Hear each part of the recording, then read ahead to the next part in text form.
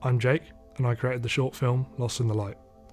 Welcome to the full behind the scenes video where I'll take you through the process from start to finish of creating this film.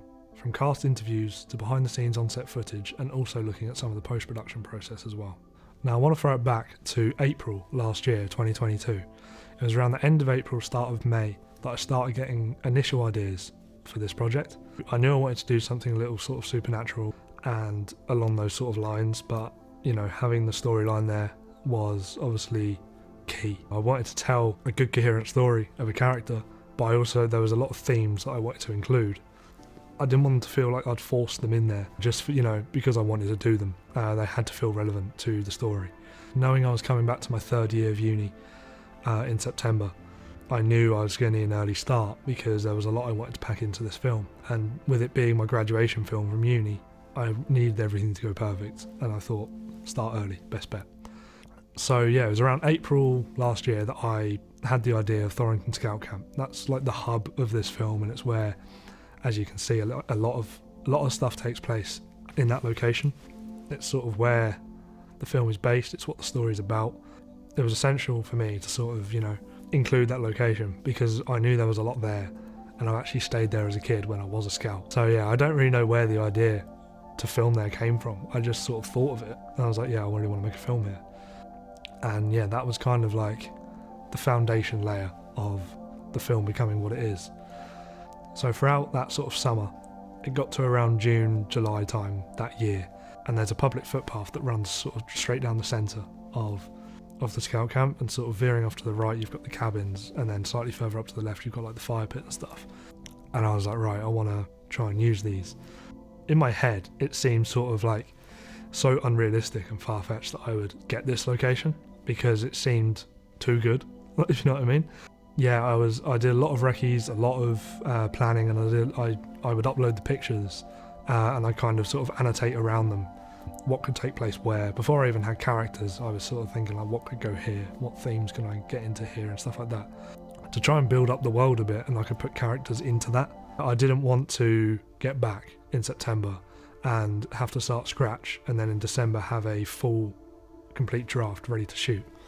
I wanted to come in September with something that could be refined for those 2 months, and then by December I'd have something that I was really happy with.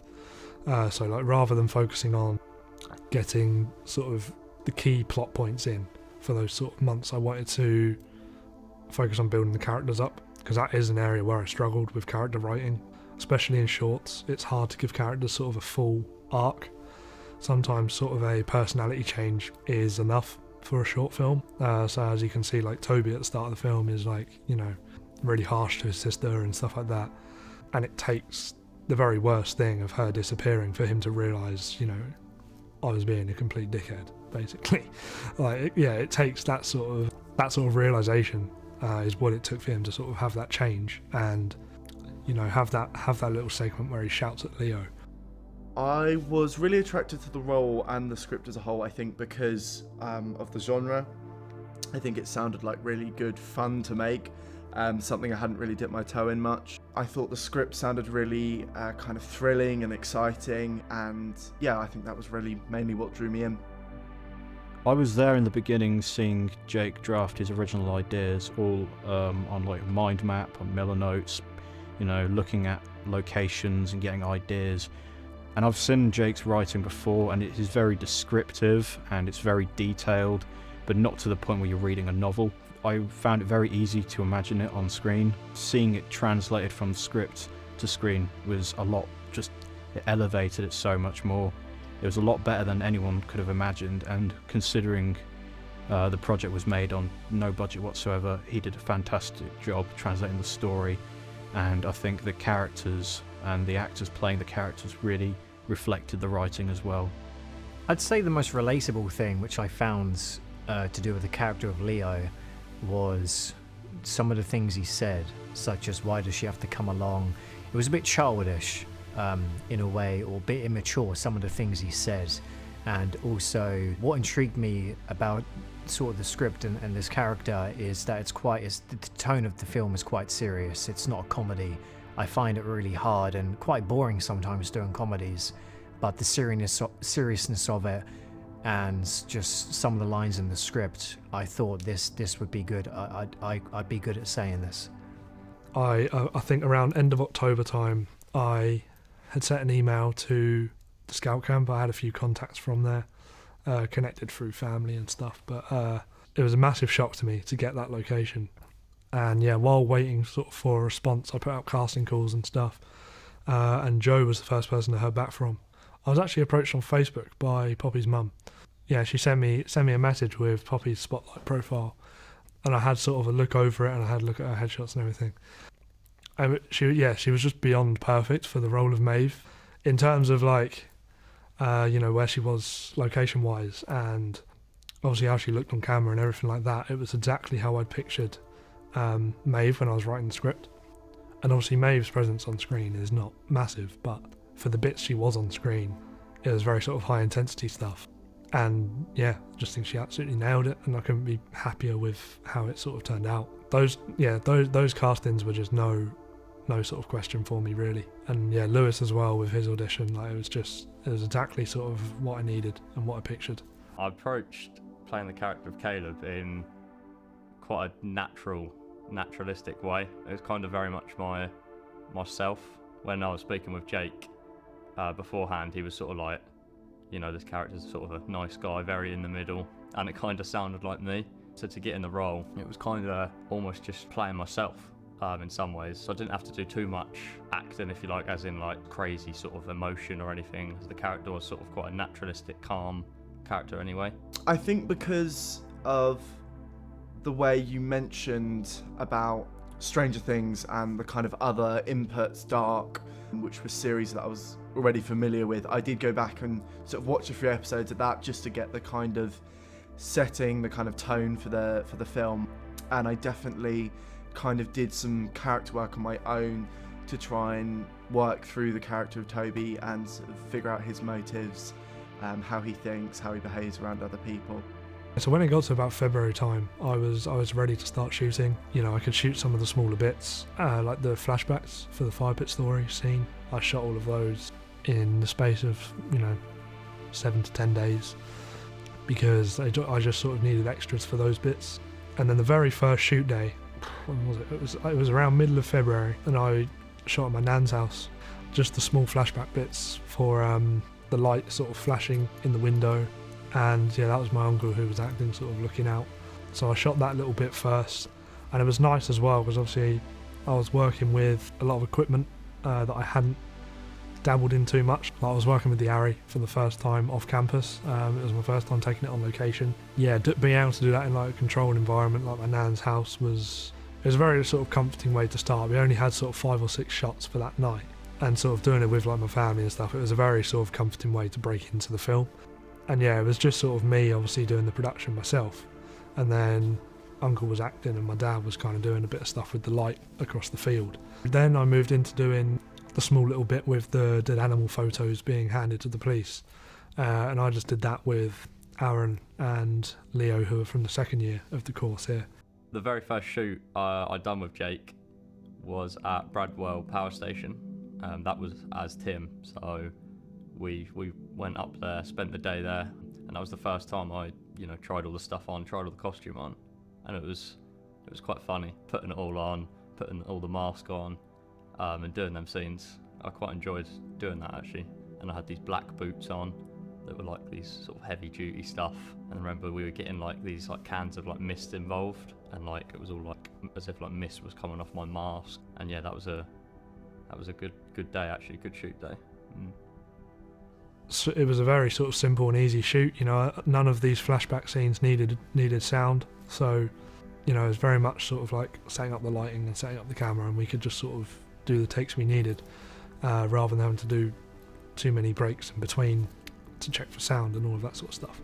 So yeah, those shoots were very nice ways to break into the larger scale of the shooting process. Then on the 1st of March, the first day at the scout camp roll around, this was when we shot the fire pit scene. Yeah, it was such a good icebreaker shoot. It was so great to sort of meet the actors and have a sort of conversation with both like everyone in the car, on the way there before we sort of got into shooting, so that was a good chance for us to get to know each other, and we sort of got on as friends before getting on as sort of working together. So yeah, it was very good shoot to begin on, because it wasn't too much movement, it was just kind of sat in a triangle around that fire pit, and it was so great for me as well to sort of like, after imagining for sort of 10 months for shooting at that scout camp and planning for it, for that to have rolled around and gone as successfully as it did. Yeah, it was the best feeling for me to even have the access to that location, because I never thought I would. Alright, thinking good. Scene 6, shot 3, take 1.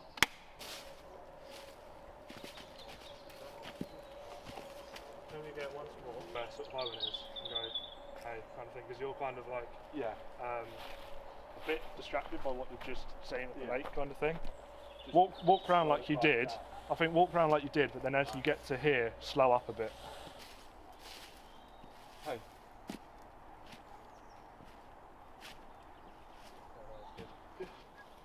So there's no rustling then as he comes down or anything, no? No, it's literally, you can hear his footsteps, but that's about it. That's okay. Like, literally, when he says hey, it's clear as anything. You happy with that? Yeah, sound-wise it's all good. I'm going to do another shot. Action!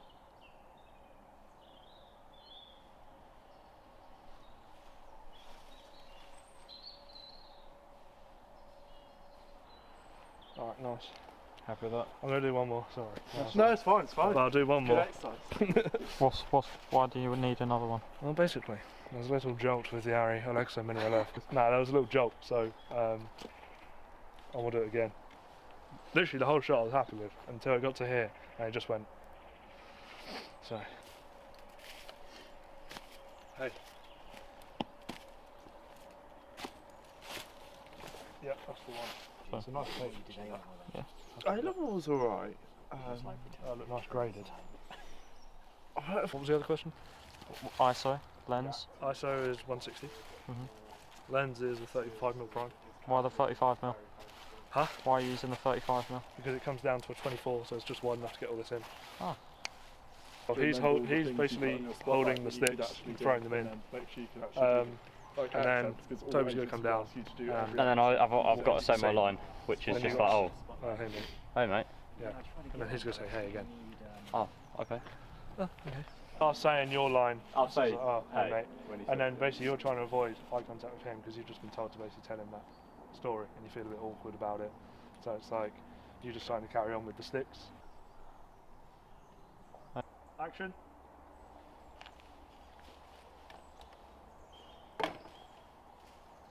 Distract it. Oh, hey mate. Hey. Sometimes we've got like big sticks or whatever and like loads, and sometimes we've got like hardly any. Do you know what I mean? Yeah, well obviously we've already done a fair bit of the cuts from the wide where you had a bunch of them. Yeah. And then the close up where you were still doing the same thing. So you probably only have like 3 or 4 at this point. Yeah, okay. Yeah. They're all on the bloody camp trip. I look like such an That's MVP. okay though. Audio's okay. That's good. Bro, did you see me? I'm just stood here with this. Yeah, that's true actually. Action. Give us a hand, would you? Sure.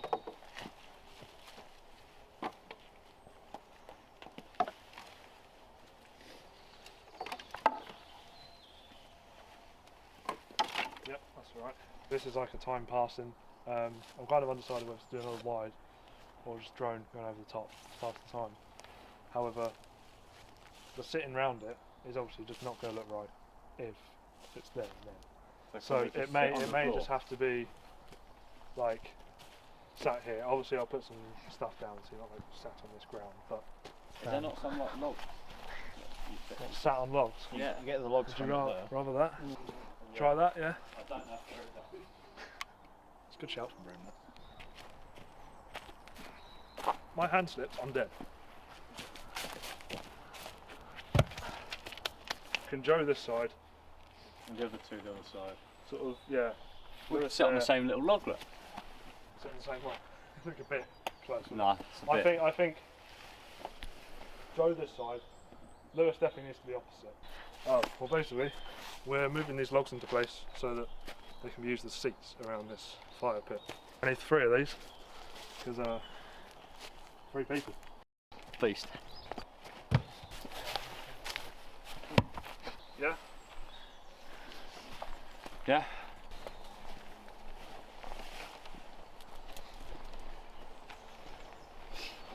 Gonna get it as backup. But in the next shot, give like a little nudge of like, look, explain the story kind of thing. But this shot is just basically to establish the scene. So, action.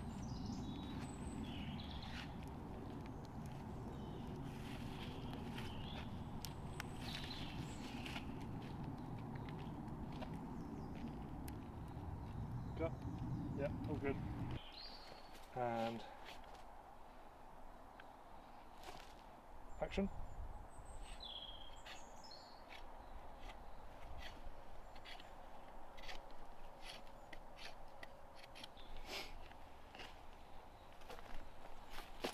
Yeah, so this shot then kind of had like, is there anything you could sort of fiddle with, like I don't know, string on your jacket or something? Delicious. How did today's set go? Incredible, brilliant. Yeah, And then absolutely fantastic. Solid film and bloody freezer. got my But headshots it's good in like there. January, good. and then Just wrapped the shoot. Okay. We're now backing away. It's just starting to rain. It's not bad. Yeah, it went well. There wasn't really like many issues. We had to kind of wait for like some sounds to die down to get dialogue and stuff. But other than that, yeah, it's gone pretty solid. It's time. Well, it's nearly 2, so we've pretty much finished right on time, a bit early. So yeah, now we're just go pack all the way, away all the gear, and take a long old drive home. yeah, it was really good. It was a really good day, really interesting. I found the sort of operation of it all, sort of watching that happen, really cool. And I think we got some really good work done. So yeah, it's been really good. I think today went really good. I had a lot of fun today. Very cold today, but it's always been good. To be honest, I think the script is very interesting. It's been great working with everyone here today. It's been good. Break.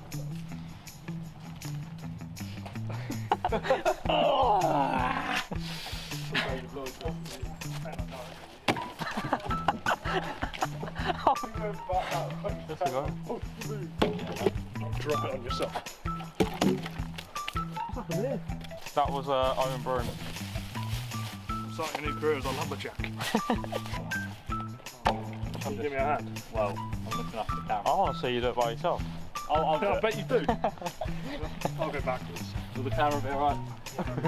Just keep reassuring it. It's going to be okay. You're gonna be alright, darling. Yeah, drag on that one.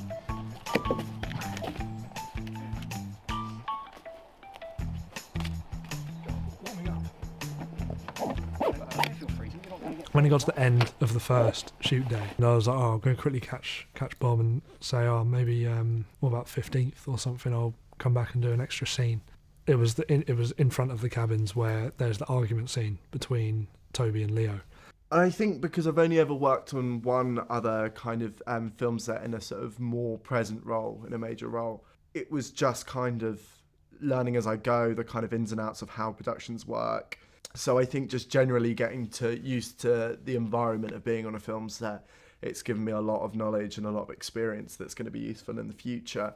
And as someone who works prominently in theatre, it's a whole different ballgame to rehearsals in theatre or shows in theatre, because it's a completely different type of acting, because you're much more focused on individual parts of your body when they're in shot. You know, if it's just a shot of your head, there's no use using the rest of your body.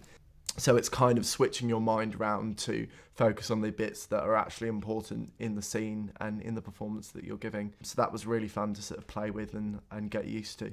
The atmosphere on set was amazing. Everyone was having a good time. We all became good friends, actually. All of us seemed to just, I guess, hit it off. It felt like we'd been friends for years.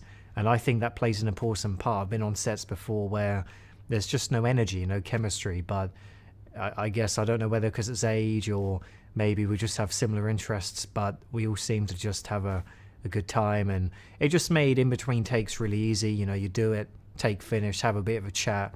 Everything was calm and comfortable. It wasn't a bit tense and on edge and everything. I had a fantastic time on set. Probably here. Yeah. Because I can pan the camera around to there. And at this point, it's implied that Caleb and Leo are still down at the fire pit. Right. And then once you come out of here, they're sort of coming up this bank to see you. Right. But I think what I'll do is I'll do a few of the individual shots, and then we'll do the whole scene from a master, so I can cut back to it. So basically, Yeah, the whole thing. Yeah. That's what me and Jay do. Oh, really? Yeah. What we doing? Whispering in each other's ears. Oh right, yeah. Sure. Where do you want me to travel to? Where am I sort of ending up? And where do you want me to stop? I reckon if you stop around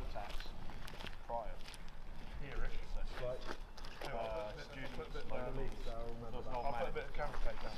Okay. Yeah. Walk up to that. Yeah. So like midnight. Wow, you know, I think the whole town. Action.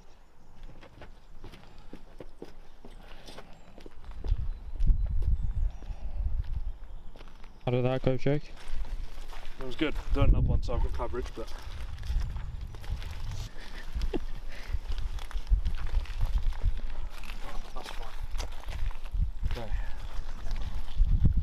But then Lewis comes in front, and then he was like, Toby, can you just relax, that kind of thing. And that's what leads him into his sort of outburst. with the one?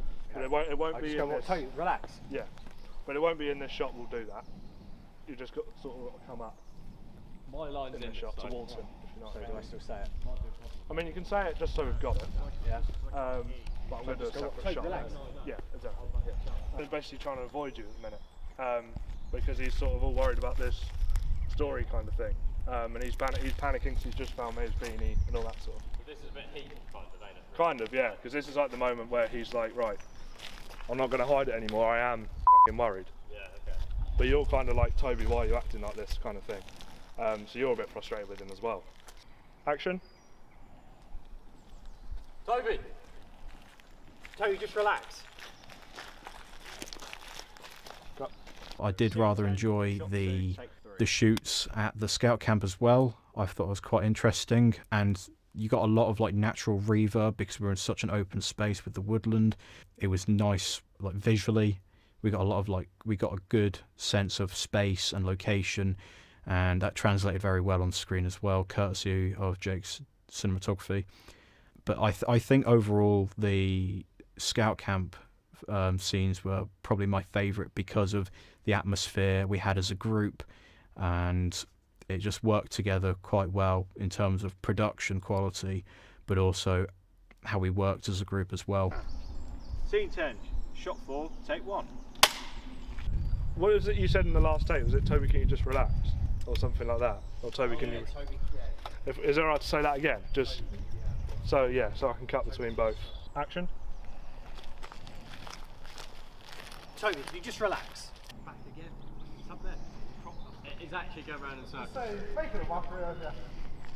think he is. Piss off! What shot's this one? Doing a wide shot. Yeah. Of all the characters are in this shot basically. Okay. And Lewis is walking off. Joe's staying where he is, and Caleb is undecided on what to do. If I move any more to the right, that guy's finding the window in the shot. Straight. We'll move it that way. Yeah. What's going on? What all the gear? Can you keep an eye on the camera? Yep. I'm going to go and tell Dickwad what I mean. Action.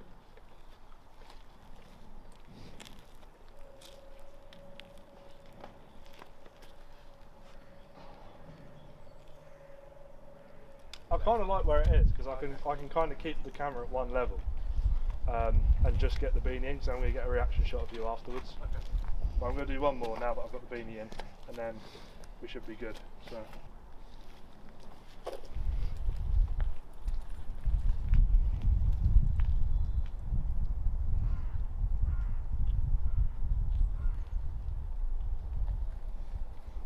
Cut. Beautiful. Just unreal.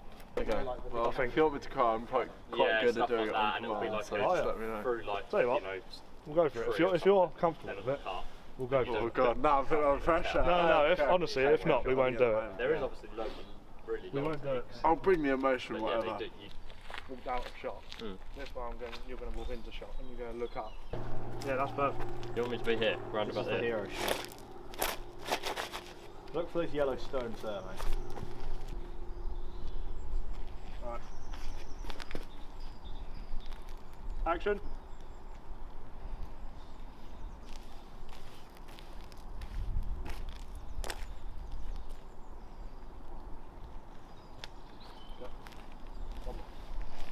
Nothing on you, I just need coverage, you know? Yeah.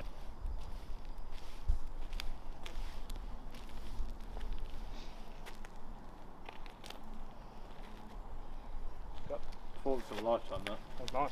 Yeah. Would it be easier for you if I was to say, once I've got the beanie going in the pocket, once I've panned up, if I was to say, right, I can go, would that be easier for you to know when? So and go is the time when I do the reaction to look up. and Yeah, look over. yeah, would that be easier? Yep, Yeah, that's cool. Yeah, I'll do that then.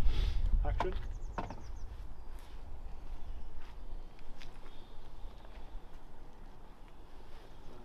Go.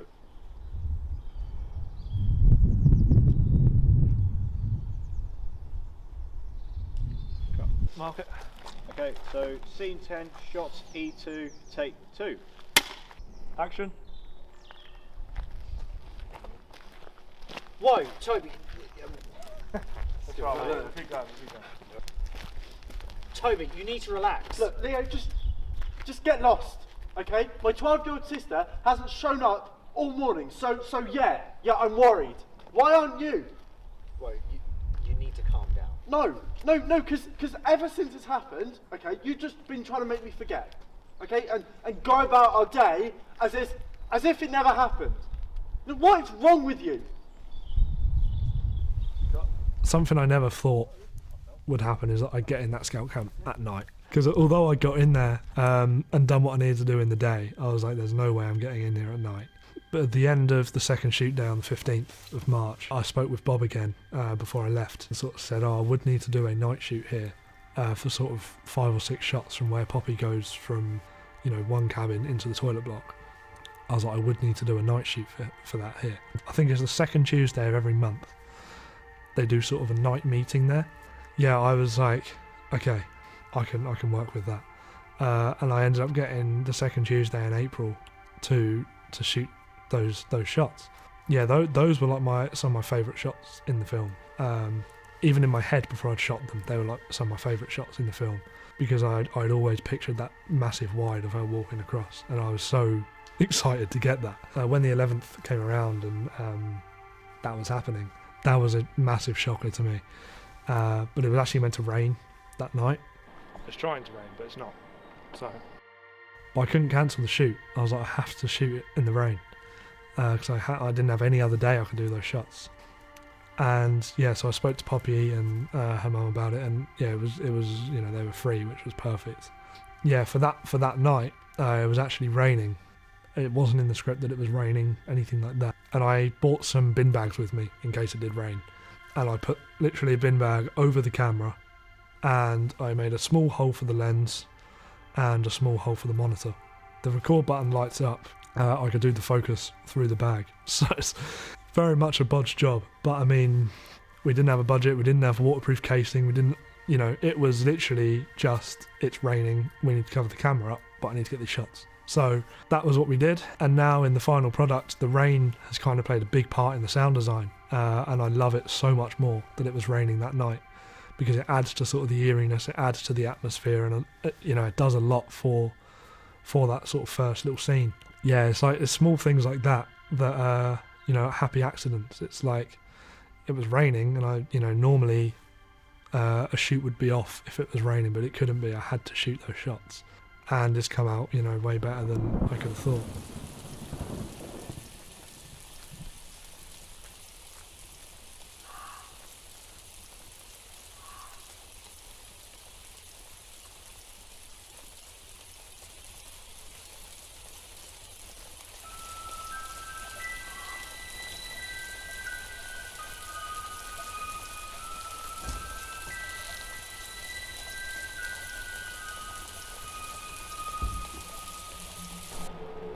I'll be out of focus for this, you will.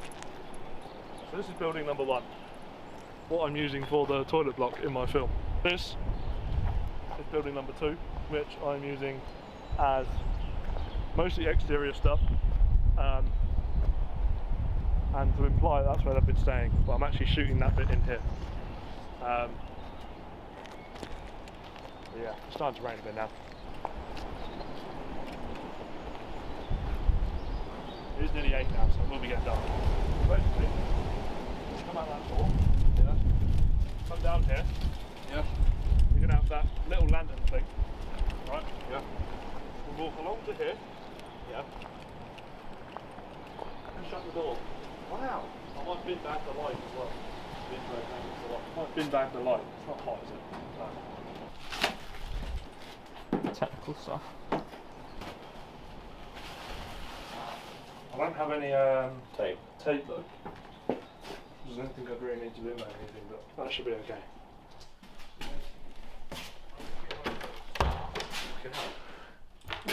Sorry. Let's see how it looks from the outside first of all. Go! We can definitely leave one in that other window. What one? The one that I've curtained off. We've got enough clips for the other aperture. Beautiful sounds. These clips are way better. Which, as I've heard from... Yeah. Right, we'll try with that. We'll see how we go. We had our final day at the scout camp on the 19th of April, which was all of the interior stuff.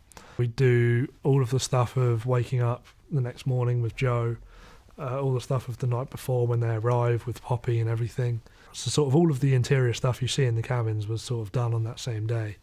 But obviously some's at night, some's in the day, so it's like we were flagging out the windows and everything to make it dark in there. And yeah, it worked perfectly. But I mean, you know, there was a lot to do that day, and it was sort of very hot in there, very compact. But yeah, sort of everyone come together, you know, we all collaborated really well, just like we always had on the other shoots. And, you know, once that final day there was done, it was a huge relief, because then I didn't need any locations anymore that I had to get permission for to go to. I could just use locations that I can sort of get the actors free for the days and I can rock up to by car or whatever. It's not like I have to email weeks in advance and say, oh, can we do this day, this day? It was very much just like, are you free on this day? Are you free on this day? And if everyone says yes, we'll go.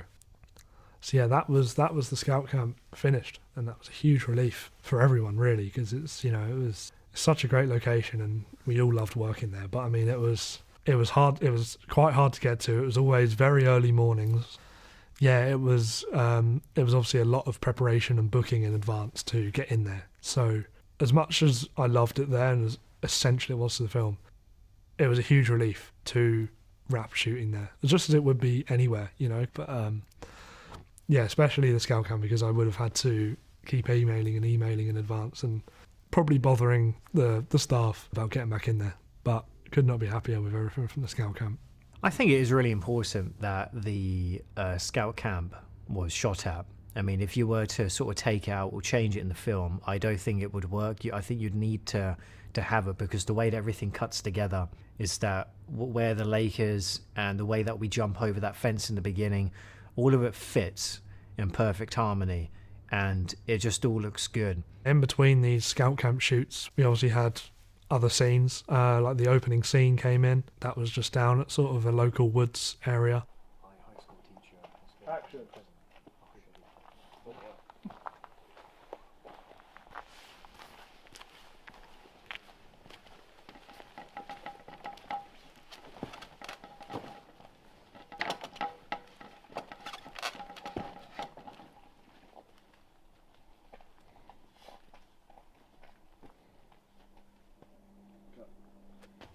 Action.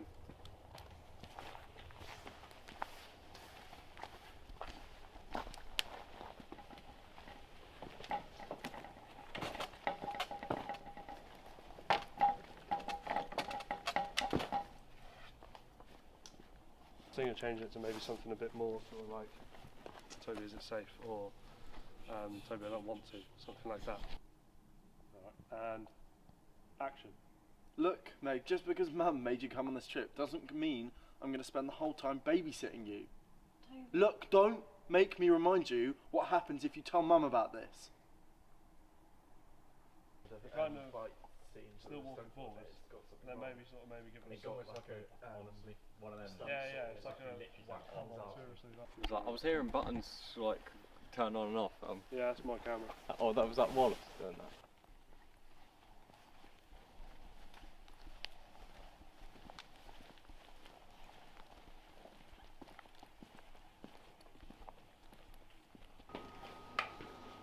Right then. Should be there now. Please don't stay in very well. However, if you like press the top of it, it flickers a bit. Okay. So what I was thinking, I mean obviously I don't know if that's going to work for you to hold it, but it's like if you hold it like that and then press that, it flickers. Okay. If you can manage that. If not, we'll just do it normally. But I can try. I think what we'll do is if you kind of step just out of shot, just back a bit. Perfect. And then if you're walking in, we won't do the flicker thing in this shot. Sort of just past that. Okay. Yeah, just past that first sink. That'd be perfect. Okay. Just gonna see what light we've got on the sinks. Keep jogging, I don't know what you have. So you okay? Yeah. Right. So I'm rolling. And action.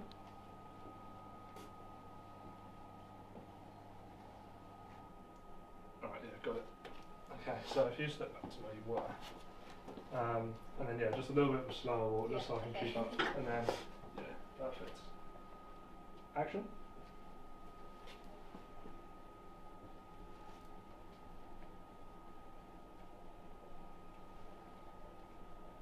Cut. Would it help if I was to say, just go, and then what we'll do is we'll get you walk in again,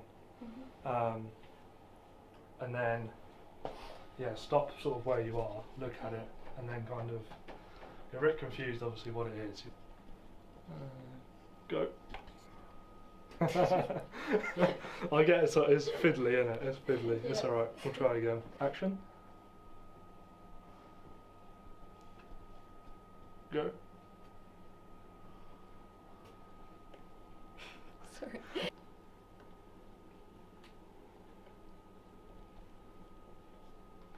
Cut. Action.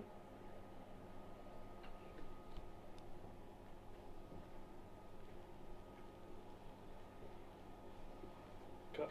Nice. He'll be like, so just go like that. So you go to that, and then in the same shot, go to the fast one. Okay.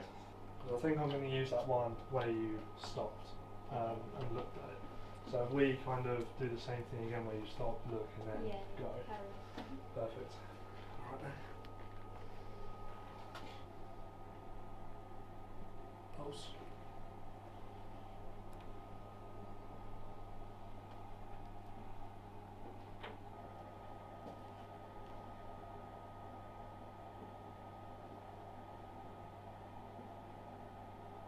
Pulse. Stroke. Cut. So if I tell you to pause it earlier, kind of when probably stopped looking at the light. Yeah, and she like looks at the big one. Yeah. Yeah, because that'll be like. Because that's like the ceiling light. Yeah.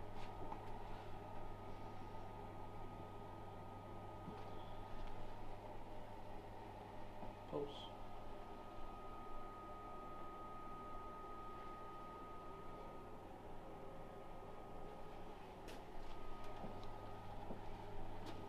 Strobe. Cut.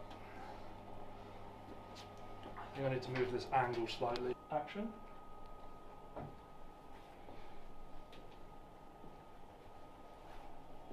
Strobe.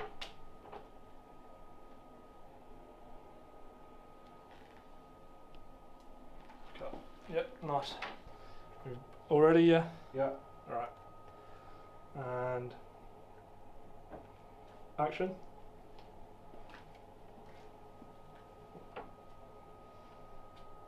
Strobe.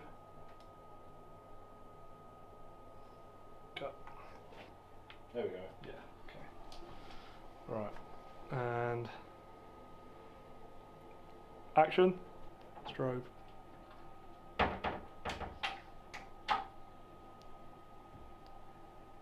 Cut. Yep, perfect. We are done, guys. Yay! We're filming. Thank you, everyone. Thank you, Poppy. Thank you. Alright, way better.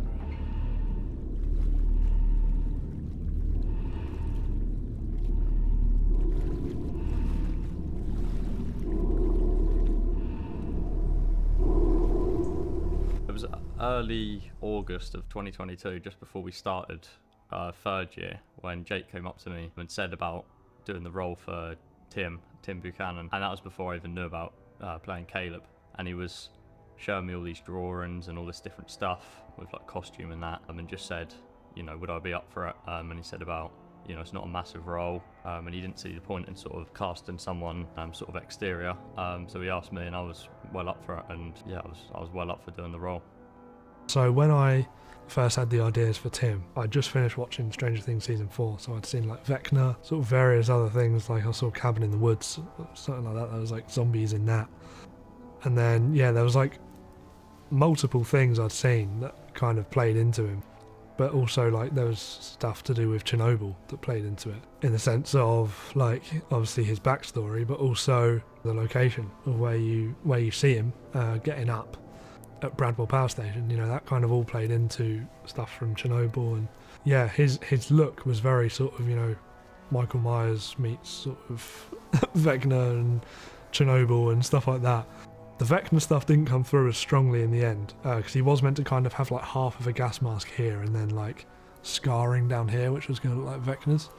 And I actually spoke to an old school friend, and she did some sort of concept drawings for me of what he could look like, and sort of annotated around it of like each individual part of like his costume and stuff. And that was really great to sort of visualise how he could look on screen. And obviously he's not on screen much at all, but you know, when you do see him, you need to see that he's differentiated from everyone else. Like, you know, he's got a gas mask on, he's got these sort of big, thick gloves and boots and everything. It's like, and obviously a boiler suit. Like, he's not a normal guy. He's not a typical guy. So it's like, I needed to establish him, but also make him quite scary, which is what I was trying to get across in the concept drawings. Playing the role of Tim was a massive contrast to Caleb, obviously, because Caleb is this sort of, you know, nice guy in the middle, you know, trying to keep the peace. And then I'm also playing this sort of villain character who, although I don't have much screen time, when I was sort of reading through the script and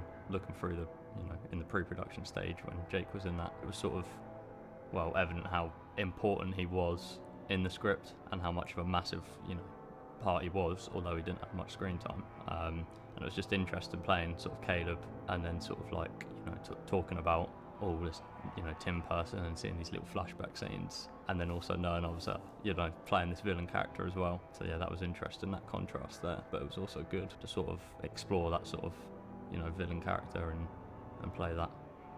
I think just having a costume in any respect helps me get into character. And especially with this production, I was always wearing the same thing, basically, apart from the scenes where I was wearing the hoodie. So having that on, the feeling of being in the character of Toby when I always had that on really helped, because it was just, once I had it on, I felt like I had some sort of familiarity with what I was playing with. And the locations were definitely helpful as well. I think that the kind of scout camp area did feel, it had a kind of abandoned vibe, and the woods at night, it felt very kind of unsettling at some points. It was quite eerie, the sort of fog on the lake. So I think all that atmosphere plays into the fact that you can enter the character much easier. I like the fact that he, even, you know, for a short amount of time, he goes to a really kind of grounded and realistic journey. That kind of conflict between, do I stay more loyal to my friends or my family, what means the most? But I think he goes through quite a sort of journey of maturity, even in the short space of time, where he realises what really means the most to him, and manages to kind of balance all those things, looking after his friends, being a good friend, trying to reconcile the conflict he has, but also looking after his sister.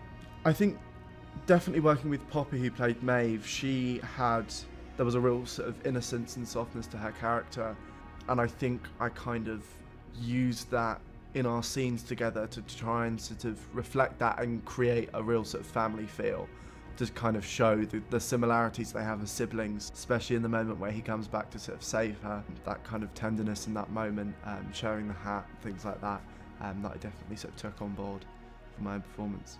For me, it's just about staying in the mind of the character, especially in sort of emotionally charged scenes. I kind of really put myself in the shoes. I sort of think through the thoughts in my head, say them over and over to myself, what Toby might be thinking in any particular situation. For example, when he loses Maeve, he's trying to find her, he's very frantic. It's kind of the questions that are going around in his head, what could have happened, thinking the worst about things. So it's kind of just repeating that in my head and making sure I'm really present in that feeling and that emotion to carry the performance. A particular thing I remember about a good collaboration with some of the other actors is the night shoots. They were always very hard to do. I'd never really done the night shoot by a lake before, and we were kind of just having a good time together, bouncing off each other. We were freezing cold. It was cold, even in the campfire that first day. That was the first day filming for me, and that was cold. You probably can't see it, but we were shivering and having a laugh, and we all ate lunch together. I had a good time, and also just exchanging stories and experiences as well, and just talking about some of the things that were coming up in the script.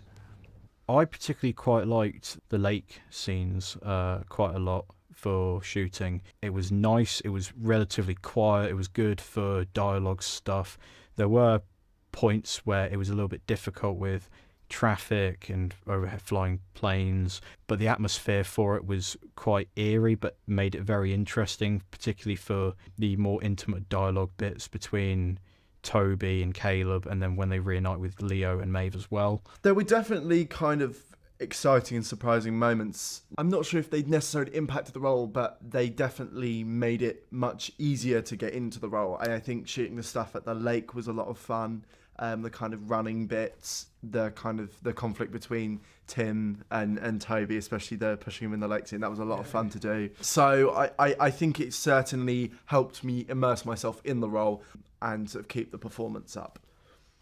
I did so many recce's at that lake. I mean, on my drives home, I would drive in. There's a road that leads into it, but then there's an actual road that goes just up to the lake, and it's just a square. It is just like a massive square lake in the middle of a field full of crops. So it's like I was doing sort of recce's late at night, during the day, because obviously I had to shoot there at both of these times. And then when it came to actually planning out the end scene, where obviously you've got Toby and Caleb on one bank, Leo sort of in between on the left, and then you've got Tim and Maeve over the back, kind of opposite. I wasn't actually shooting it like that. There was a bank just to the side on the right that I used for Maeve's bits, and then there was a bank to the left that I was using for the close-ups of Tim, and then when he actually gets shoved into the lake, he is on the far side. And then on the left I was using one for Lewis for his bits with Leo. And then for the whole end scene with Toby and Maeve reuniting at the end, that wasn't round the other side, that was on like a small bank to the right. But obviously an issue that I could have faced with this was all of their eye lines, and I couldn't be breaking the whole 180 degree rule with where they're looking and everything, otherwise it would feel jarring. It would be very distracting for the audience to look at it if that whole rule was broken. And we shot there over sort of 6-7 nights, doing like small segments of that scene each night. Because it was cold, we were there till sort of early morning some nights. So I could get their eye lines right, I would be doing I did a diagram that would demonstrate sort of where we were shooting it from, but then where their eyes need to look. So it was planning those eye lines out so that I can make sure I had that nailed. Now when we started shooting the lake scene, before that point we'd already done the bit with Joe in the day, where he's there and Toby finds the rabbit and all of this sort of thing. We'd already shot all of this, so Joe knew the lake, but obviously not at night. And then obviously I needed Poppy's scene there with him, and I'm pretty sure that was the first bit we shot, because kind of similar to the fire pit, there wasn't too much movement. It was more in the sort of the dialogue and the emotion of the scene, and I thought it was a good one to kind of break into the location a bit, because obviously there is some very high intensity stuff that goes on at the lake with Tim getting shoved in and all of Toby's running and untying Leo and all that sort of stuff. I thought as kind of like an icebreaker bit, but for that location at night, it was good to start with that scene, which is what we did. So yeah, we did that scene. I couldn't have been happier with the outcome. I loved the scenes at the lake for sure. It was really nice to be in a kind of open space. There was a lot more to play with. And the kind of terrain that we were working on, there was a lot of different things that you could do with kind of levels and height, and the kind of open space. Doing the running scenes, like I said, was really good fun. So I definitely enjoyed the scenes at the lake. When it came to the lake scene, that was when Tim had most screen time. There's a few things I had to do, including which involved the lake. One of these was like dragging me foot in the lake and sort of putting me hand up across this log, which involved me being in the water. And then we had the end scene, which was Tim basically being pushed into the lake. Jake was coming up with these sort of solutions and ideas of, can we use like a pool somewhere else that's warmer, because obviously the lake was freezing. But yeah, like all these solutions he was coming up with, and I sort of made a joke early days saying, I'll just jump in. And then next thing I know, I'm in a wetsuit, and I just thought, you know what, let's do it. It's final film. So yeah, I put a wetsuit on, got the costume on, and I jumped in, and I think it paid off, and it looked really, really nice. Yeah, it was quite a funny night, and I was absolutely drenched and freezing, but I'm glad I did it for him, and I'm glad I sort of, was committed to do that, because I think it came out really nicely for the end. Right, give me a few seconds to roll. Ready? I'm going to give you a 3, 2, 1 and then I'm going to go, okay? Well, when I say action. Yeah, but you'll say action, then I'll go 3, 2, Okay. 1. Wait, now, okay? Action. 3, 2, 1. Jesus Christ. He's insane. Cut. Wait, what? Wait, is he joking? No, I don't think he is. Good? Yeah, but is he joking or what? No, he's good. Sure? Yeah. Me. Huh? Was it good, Tate? Yeah, but Don't! do you just want to leave it, yeah? Why no, do you need to go again? I'll just film for coverage.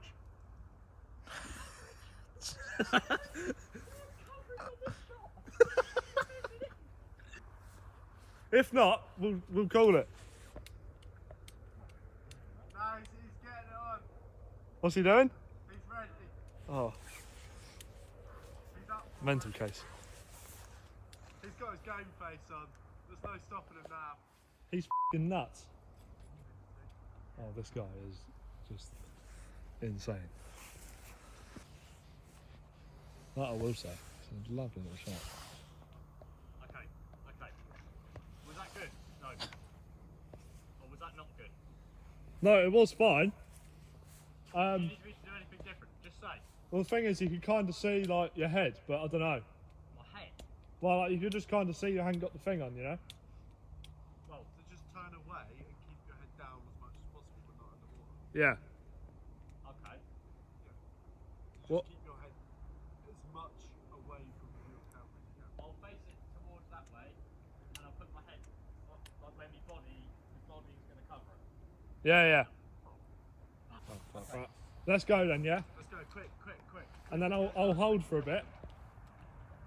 And then we're done. Alright. Just go for it, don't worry about special needs. And action. 3, 2, 1, now. Has he submerged himself? Wanna go? Oh, he's alright. Cut. You good? You alright? I'm not doing another one. No, you're not. You're good. We're done. Hardest shot in the whole film is done. You good? Yeah, he's fine. No, it's not good. It's not No, good. he's not good. He's is he? not good at all. Does it actually look good? Good. Are you good? Yes. Are you Oh sure? my Don't God. touch me. I Oh. wouldn't. Because look at me. Yeah, I know, but like, Is the shot good? Is the shot actually like... yeah, do you want to play it? Yes. It looks so cool. Does it actually look like I've been pushed in? I can cut after that. That looks fucking ridiculous It looks because sick. it looks like I go underwater. It looks sick.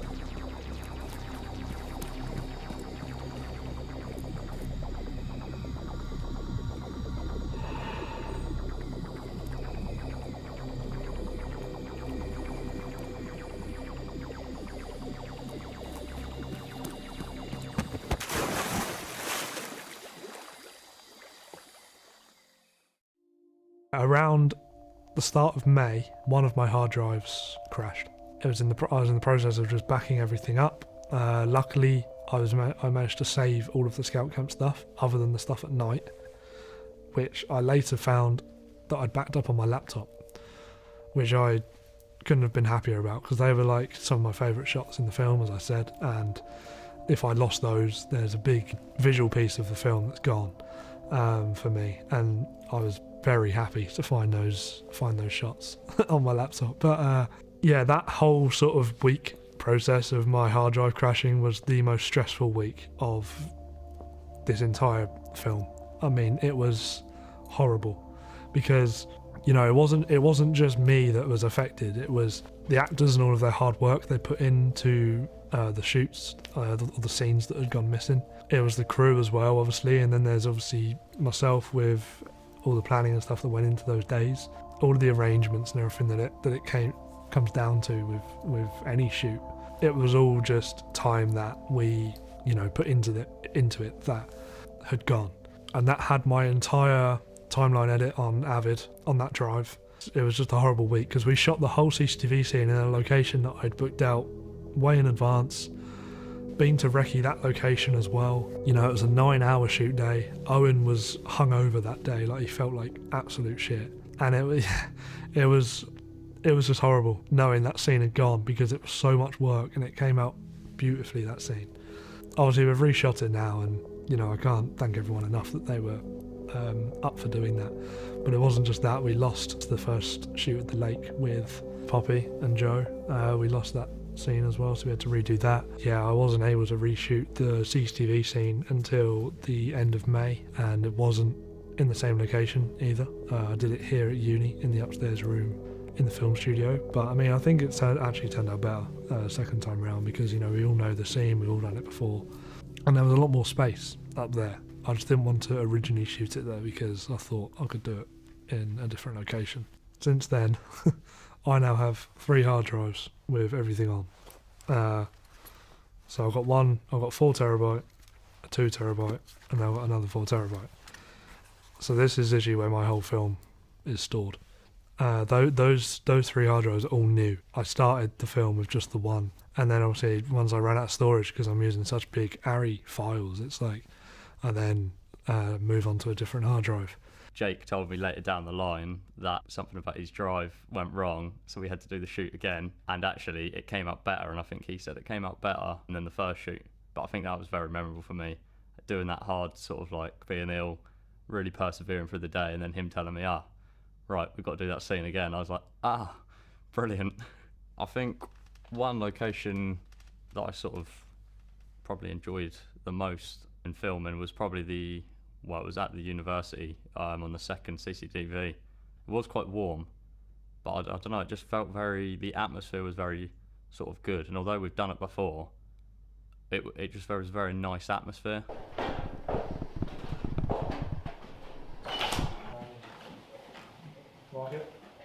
Scene 11, shot 25, take 3. Action. What the? Oh, I already checked in there. Well, what'd you find? Only this.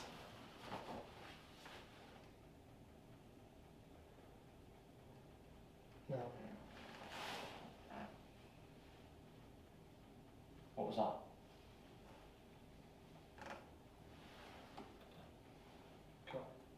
Action. Yeah, well, maybe I overreacted, but this has to give us something, right? You didn't overreact. What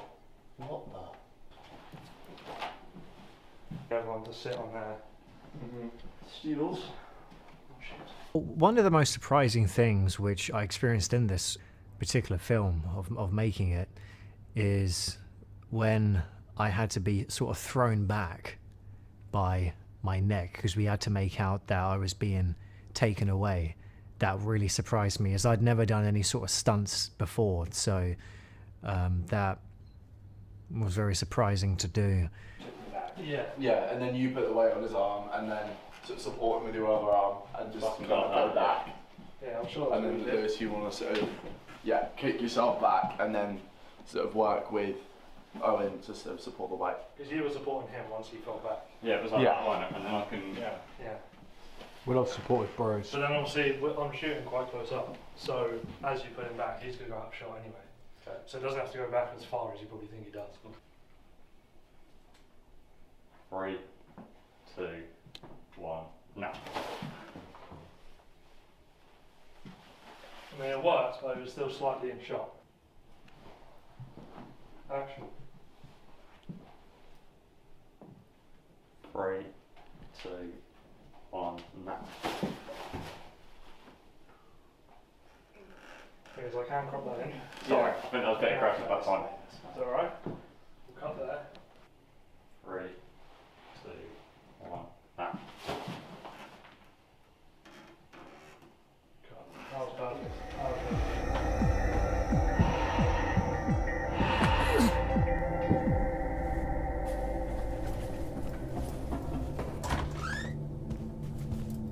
Shit, Caden. Yeah, our very final shoot was the reshoot of the CCTV scene. And yeah, that was on the 29th of May. And our first shoot was the 1st of March, or well, first shoot with everyone was on the 1st of March. So, you know, the shooting process went on for over 3 months. It was a very long form process. I mean, obviously it's like 20 to 25 days spread across 3 months. But I mean, you know, for the duration of the film that it is, it's pretty intense and full on. And, you know, everyone put everything into it. And, you know, we've come out with a film that we're all very proud of. Everyone that worked on it, you know, has praised it, and I couldn't be happier with it myself. Another massive part for me, for films in general, but like my films, is music. I mean, those who know me will know that I just love Stranger Things and stuff. I mean, you know, it's like, especially with me coming up with ideas since the 4th season released. You know, there was even bits in season 4 with dead animals that I'd had in my film, but it was subconscious. Like, I didn't even put that in my film thinking about Stranger Things. I just thought it'd be a cool thing to try and put in, and it fits in my film. There was a lot that inspired me from that show, you know, like the interaction of like young protagonists and all that sort of thing, and the missing of a person and stuff like that. I really just, you know, wanted to implement a lot of its themes, because it is just sort of my genre down to a T, that show.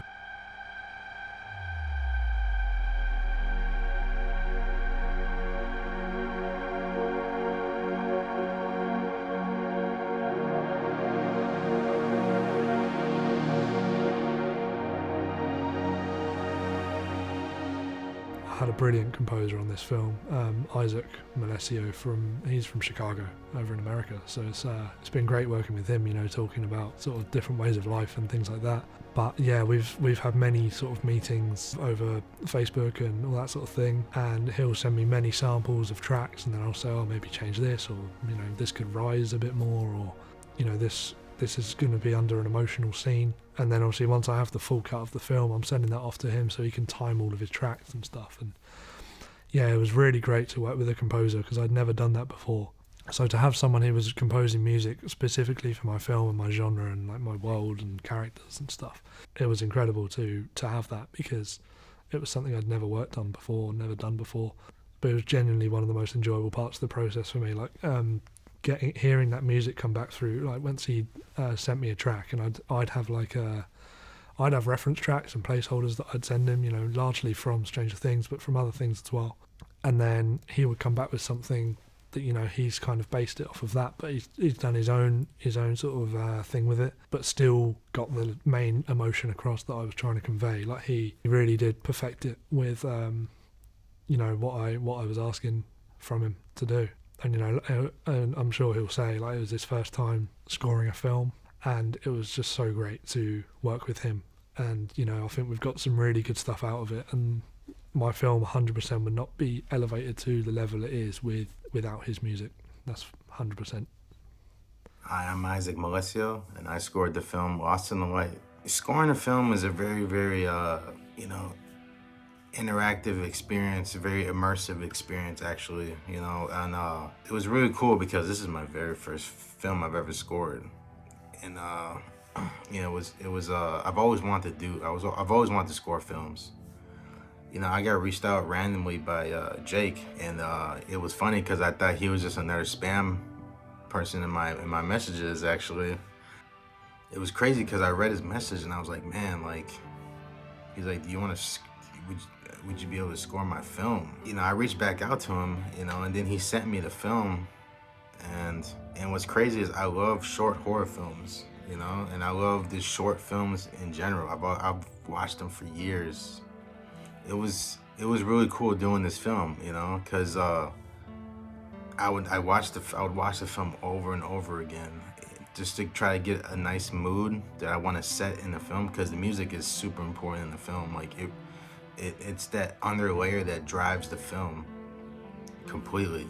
You can mess with the listener's ears, you can mess with the listener's suspense, you can put them on edge, with haunting sounds, nice ambient soundscapes, even beautiful. You can make someone cry, with music. Music is such an important thing in a film, and it was such a cool experience, doing this for the first time, because you're never gonna forget your first film, right? So, but me and Jake, man, we talked multiple times over and over again about specifically what he wanted in a film, and I think I executed it pretty well for him. So, yeah, that's something that, I'm always gonna remember, and I hope you guys enjoyed the film. On certain songs, like certain scenes in the film, like you just have like a straight like sound that just comes off the keyboard. You can tweak knobs and all that to like fine tune the kind of like vibe that you want. But something like this was, this was the lake scene right here.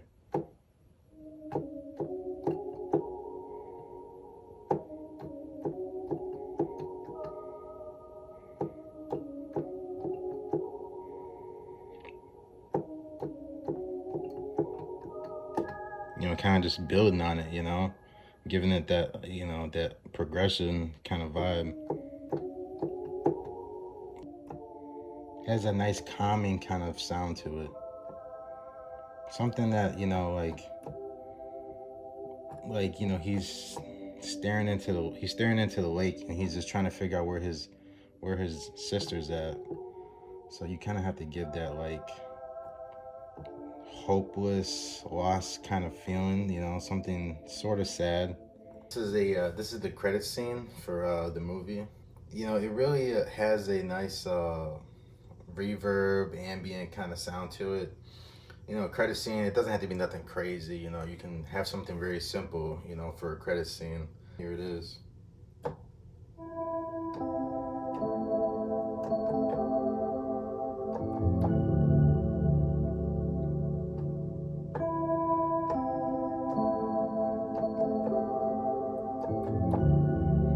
Kind of letting the nose breathe, let the nose breathe.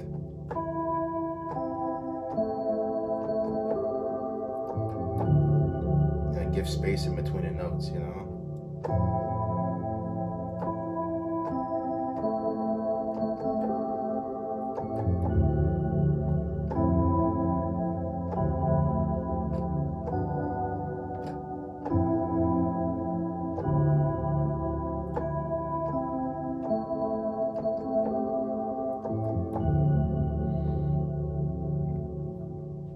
Something like that is, nice and very simple, like it's really about like creating a feeling and it's about emotion, really making the listener just have a great emotional experience.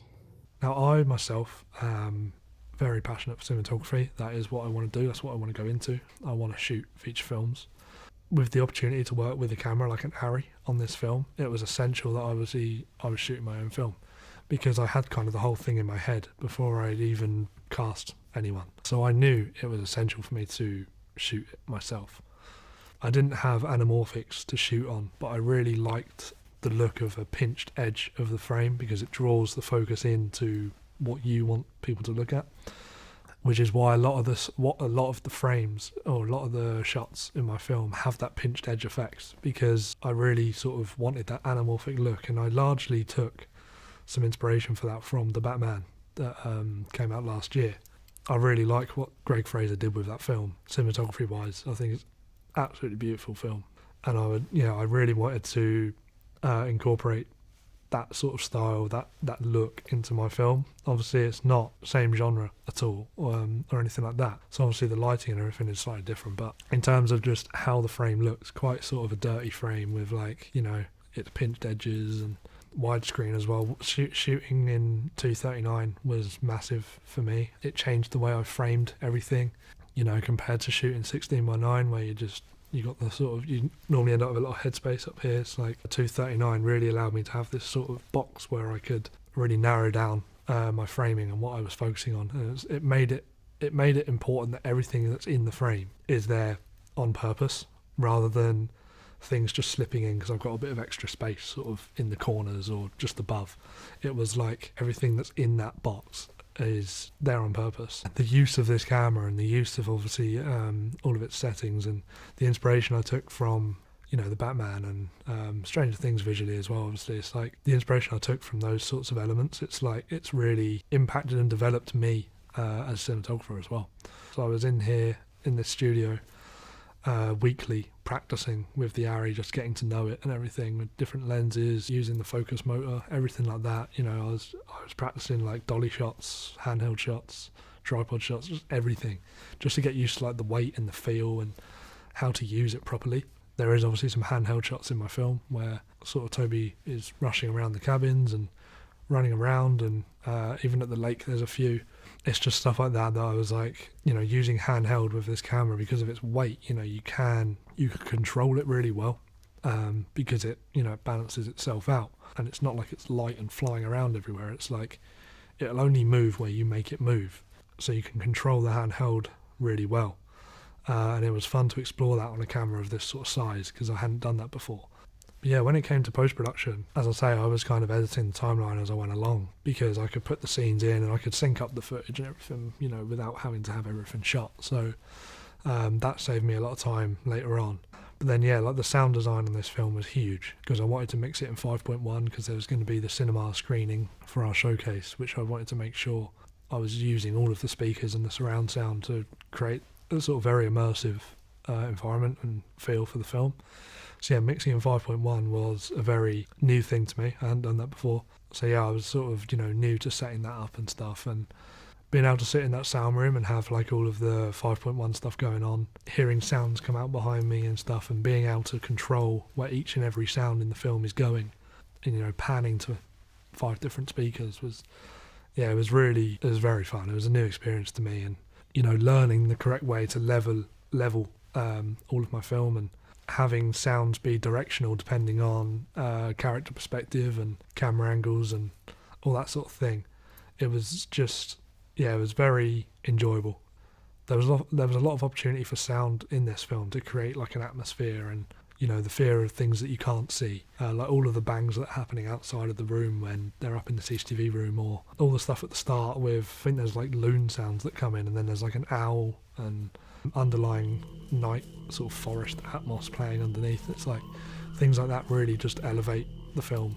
Listening to it back in 5.1 in the cinema was truly one of the greatest experiences, because, you know, I'd done it all. It was all something I'd done and learned, and it was so rewarding to have that, and for people to enjoy it as well, and be complimented on it. It was, you know, nothing I'd experienced before. And, you know, it's spent months and months on creating this sound design and everything, and it was just brilliant to hear it back and spend all that time on it. Now, when I got to colour grading, I actually had my colour grade sorted before I even started editing, because I knew that was going to take a while to figure out, but also the way I was lighting and the way I'd planned to shoot would all play into the colour grading.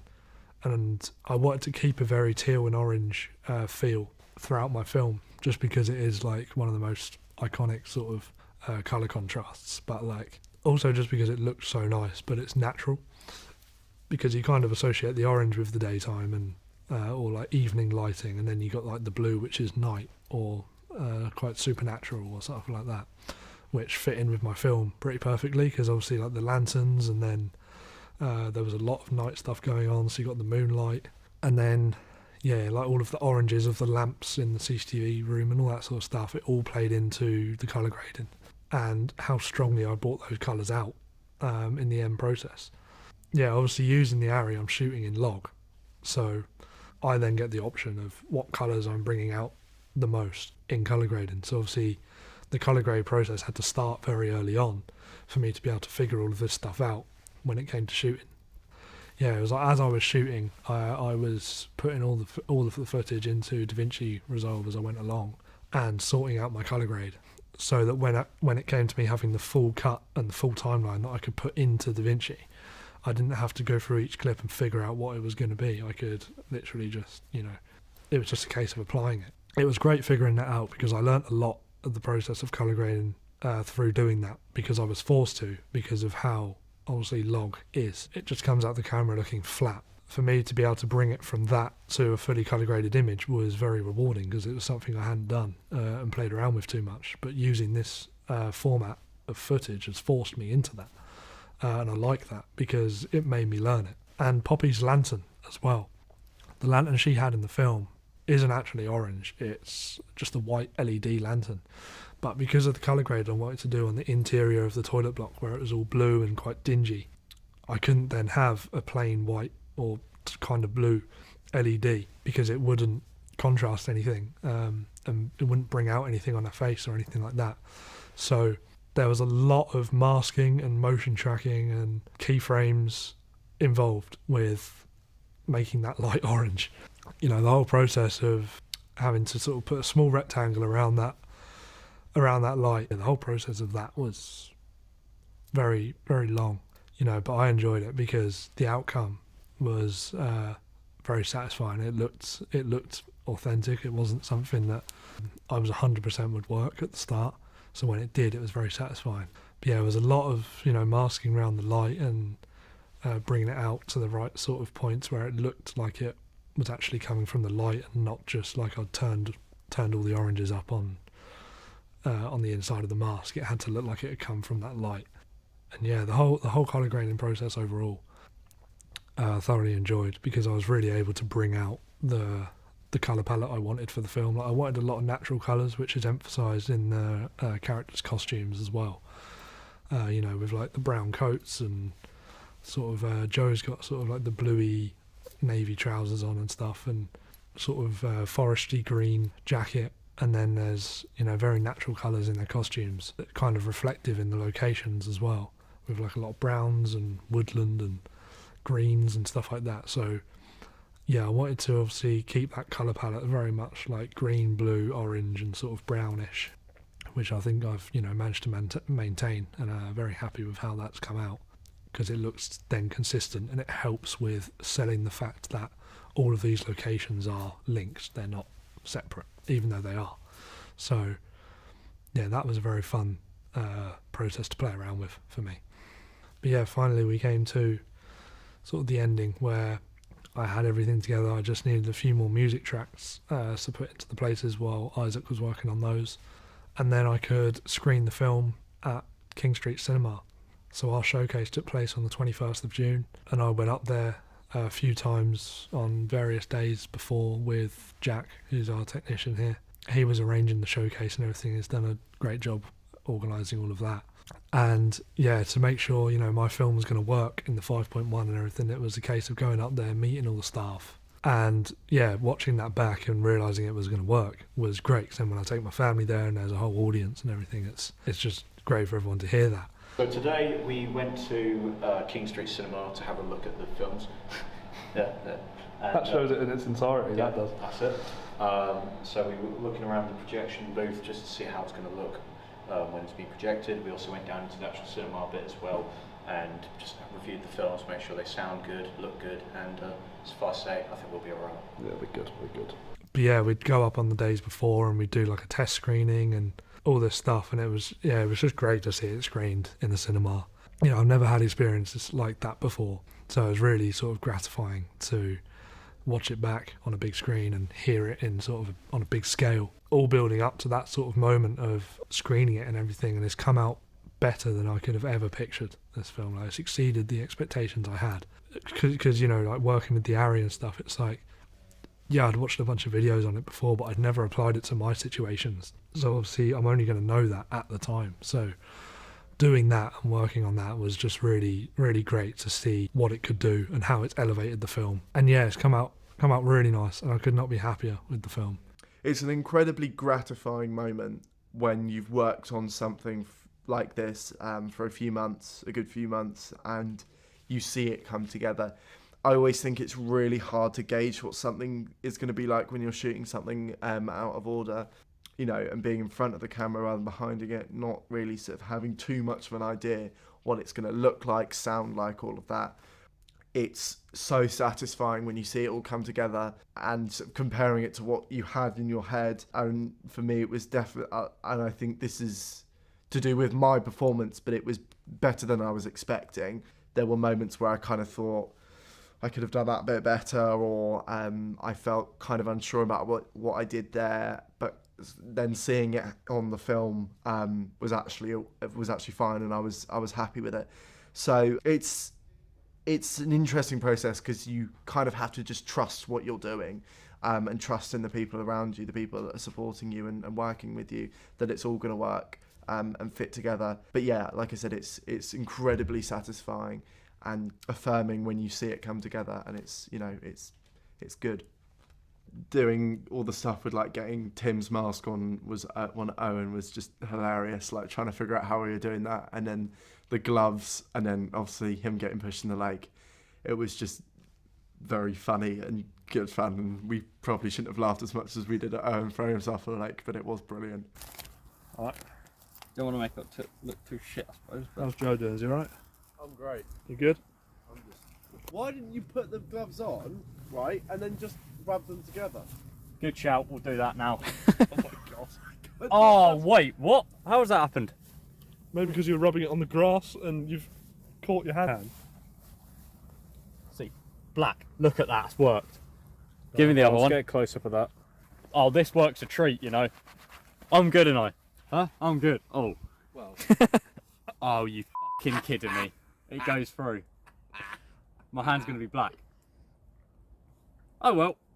What do you mean, oh well? What are you doing on that, do you? Well, have I got a choice? Oh, it's because I've probably put too much on. Yeah, you did. I said that from the start. A little bit more?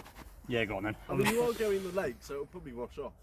True. Yeah, think about how many. Don't be a pussy about it. Oh no, don't be silly. Don't. Get a few more bits on that bit there. You're nuts, you know.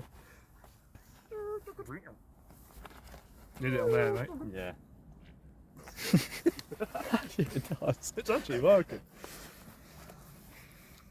No, this bit's all going to be duct tape.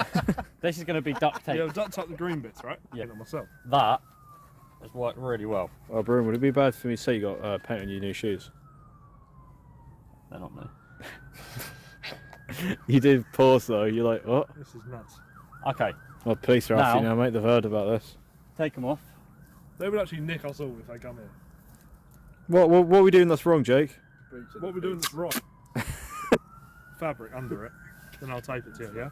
So these aren't coming off at the end of tonight now. Yeah. This is great. What do you No, mean? we're not done. Just Wait, what are you on about? Just do it. So, I can't take these off though, can I now? If you do this. Why? Because you're strapping it right around my hand. You just take the tape off. Okay. They're not permanent. They'll come off. Oh shit, yeah. Yeah. I actually will if you want. Well, she did Is that actually. too tight? No, it's alright. Am I going to cut off your circulation? No, it's alright, it's alright. How's that? Yeah. Yeah? I feel Yeah, alright? that's good. That's good. Oh, look. Sick. Okay, that's good. Fuck. That's good. Show us the drip then, Broom.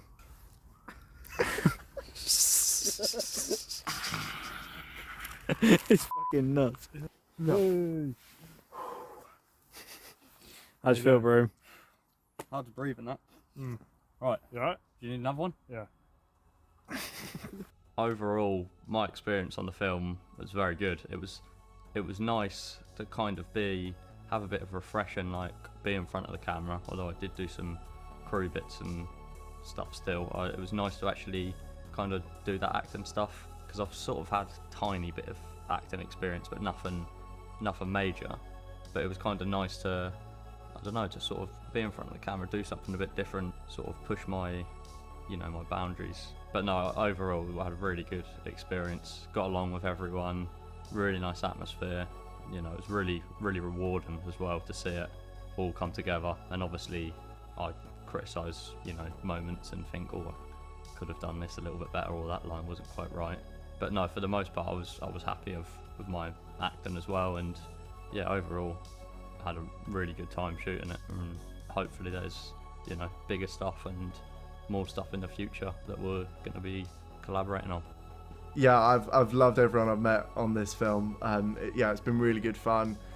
It's felt a lot easier than other kind of productions I've done in the past, because it felt like just working on a project with a load of mates, and that definitely helped me feel more comfortable as well in my performance and be more vulnerable in the moments that I needed to. But it felt very collaborative and open, and it was just good fun, if anything else. Overall, I have to say that this has definitely been one of the best projects that I've ever been part of the production of. It was just a lot of fun, and every time, I just couldn't wait to be back on set. Even going to the set and everything else, and it just was just so much fun. It really was, and everyone was fantastic. Everyone's really professional, but in a really fun way.